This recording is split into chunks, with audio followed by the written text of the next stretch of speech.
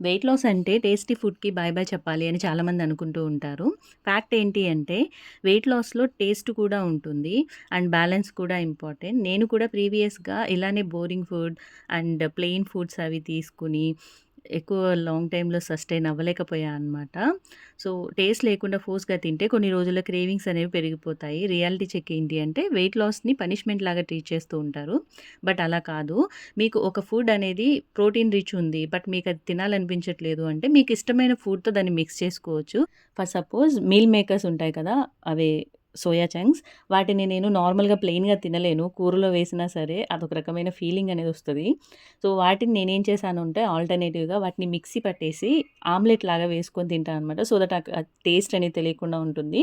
And also పాలకూర and beetroot కూడా నేను ప్లెయిన్‌గా తినడానికి ఇష్టపడను. లైక్ విడిగా నాకు వేరే కూరలు చేసినా పెద్దగా నచ్చదనమాట. వాటిని నేను చపాతీలో మిక్స్ చేసుకొని బాగా మిక్సీ పట్టేసి చపాతీ పిండిలో వేసేసుకొని చపాతీలా కలుపుకొని తింటాను. సో, అలా మిక్స్ అండ్ మ్యాచ్ చేస్తూ ఉంటానన్నమాట. సో దట్ నాకు ఆ టేస్ట్ అనేది తెలియకుండా ఉంటుంది. సో, న్యూట్రియంట్స్ కూడా లోపలికి వెళ్తాయి. ఇలాంటి వీడియోస్ మరిన్ని కావాలి అంటే నేను స్టార్ట్ చేసిన ఈ 75 డేస్ సిరీస్ మీరు కూడా ఫాలో అవ్వండి.